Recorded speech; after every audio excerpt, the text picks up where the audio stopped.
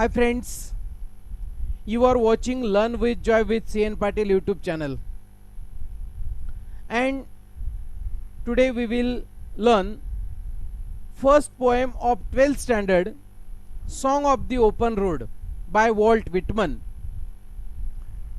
आज आपण 12वीची पहिली poem song of the open road म्हणजे एक मुक्त रस्त्याचे गाणे, एक मुक्त मार्गाचे गाणे हे आपण आज पाहणार आहोत.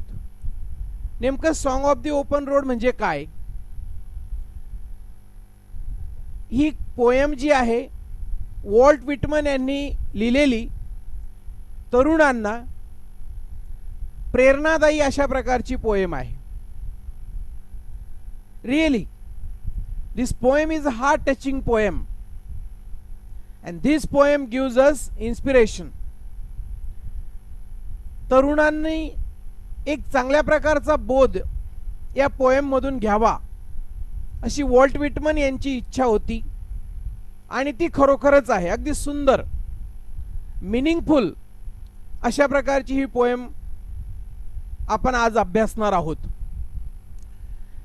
Before start the poem, we will see about the poet Walt Whitman.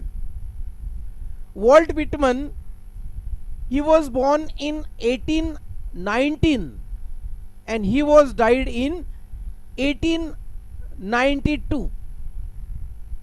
He was an American poet, essayist and journalist.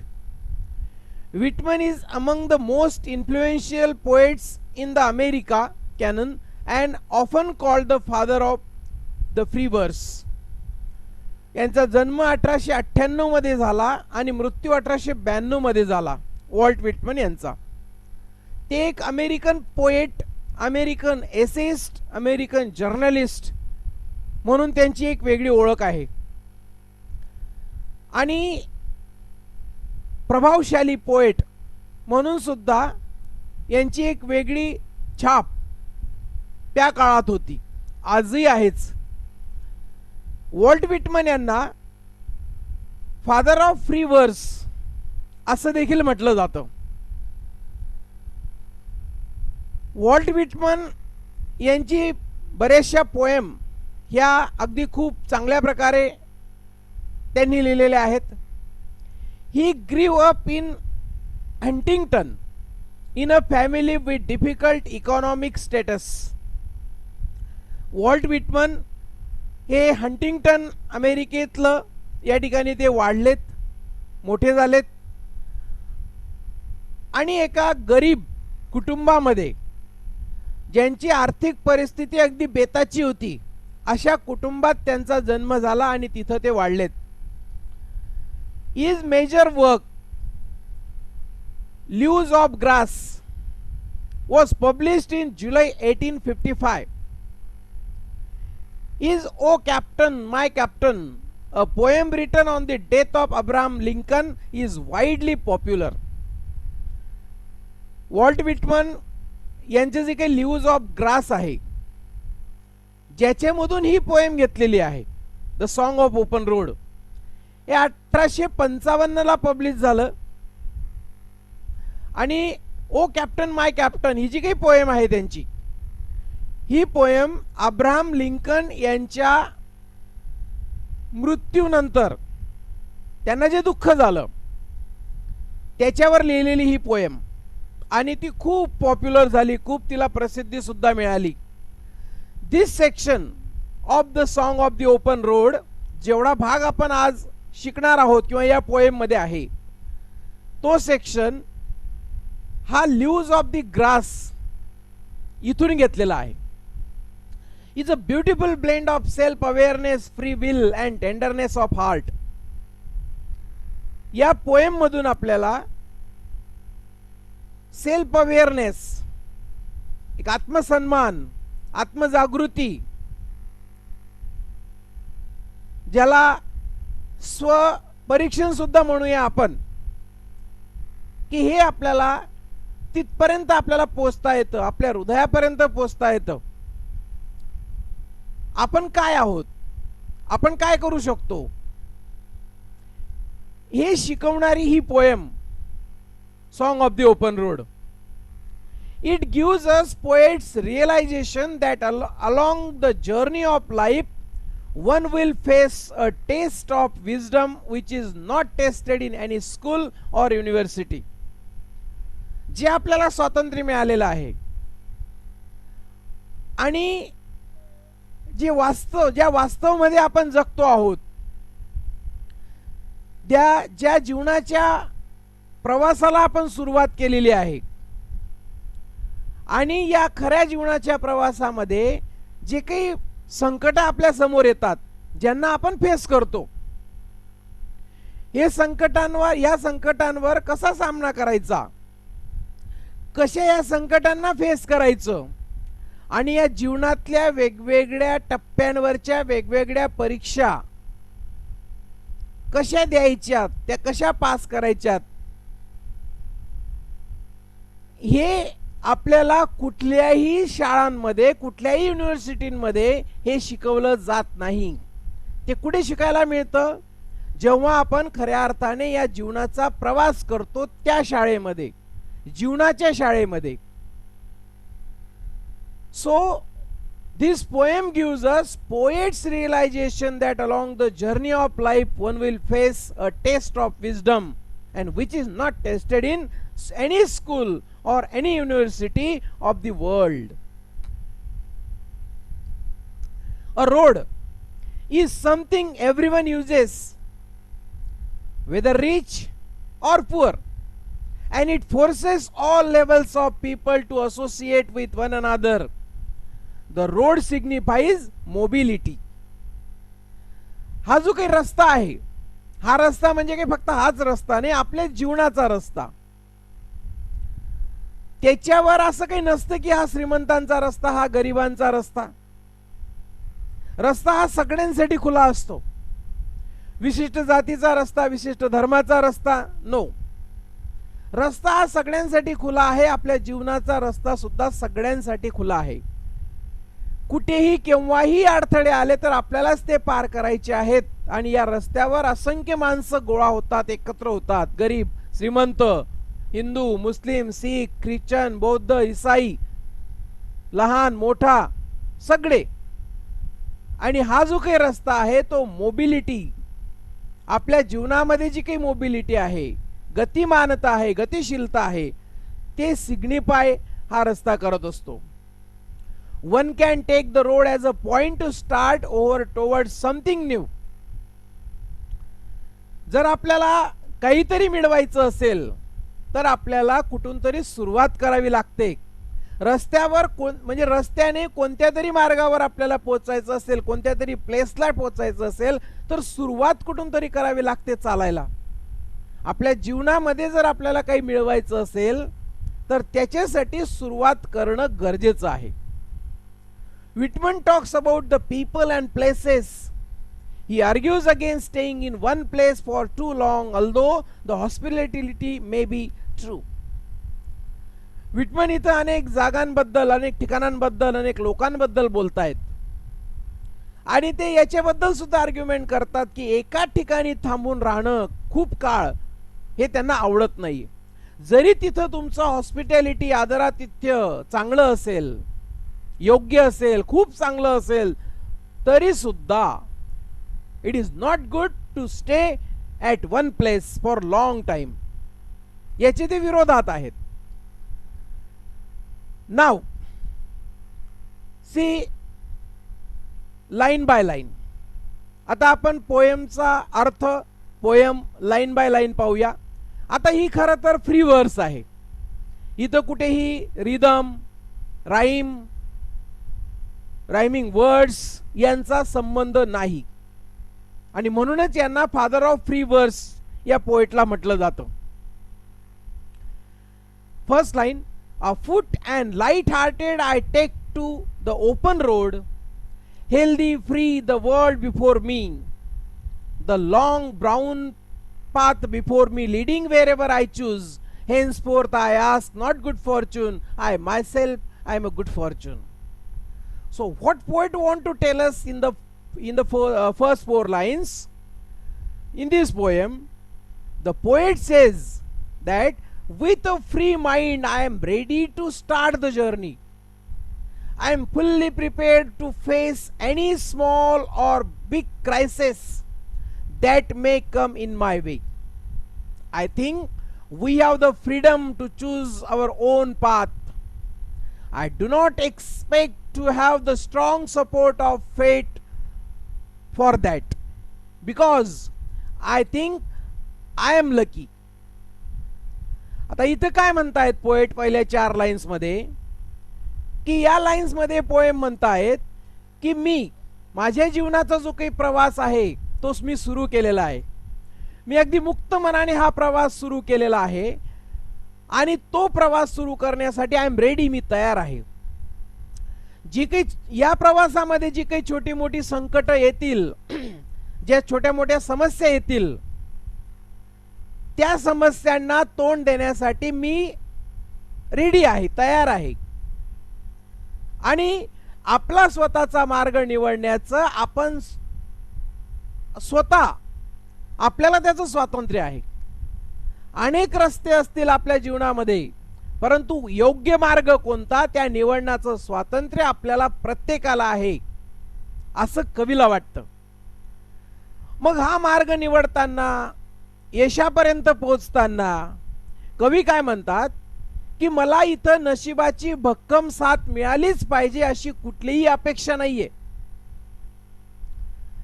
जे काही नशीब, लोक नशिबाच्या नावाने आरोड्या मारतात, मला नशीब वगैरे की नशिबाची साथ मिळेल अशी माझी अजिबात अपेक्षा नाहीये. कारण त्याचं कारणही दिलेलं आहे की मी स्वतः म्हणजेच नशीब आहे. माझ्या मनगटात नशीब आहे, माझ्या मेहनतीमध्ये नशीब आहे, आणि म्हणून मला नशिबाची साथ मिळेल या आशेवर जगणाऱ्यांपैकी मी नाहीये, असं कवी आपल्याला या फर्स्ट 4 लाईन्स मधून म्हणतायत. Next 4 lines. Henceforth I whimper no more, postpone no more, need nothing. Done with indoor complaints, libraries, querulous criticism. Strong and contained I travel the open road. I want, in these 4 lines, poet want to say is that I want to fulfill my dream by working hard. So I believe in working harder than luck. In the next life, I will not complain about minor things. So keep trying to put your plans into actions. काय म्हणतायत कवी या 4 lines मध्ये, मी माझ्या जीवनाचा तर प्रवास सुरू केलेला आहे. मला नशिबाची साथ नको आहे, कारण मी स्वतः नशीब आहे. आता ते मी स्वतः नशीब आहे असं का म्हणतात? कारण त्याचं कारणही तसंच आहे की I want to fulfil my dream by working hard. म्हणजे काय की खूप मेहनत करून माझं स्वप्न मला पूर्ण करायचं आहे आणि तेवढं सामर्थ्य माझ्यामध्ये आहे. म्हणून नशिबापेक्षा मेहनत करण्यावर माझा जास्त विश्वास आहे, हार्डवर्कवर जास्त माझा विश्वास आहे.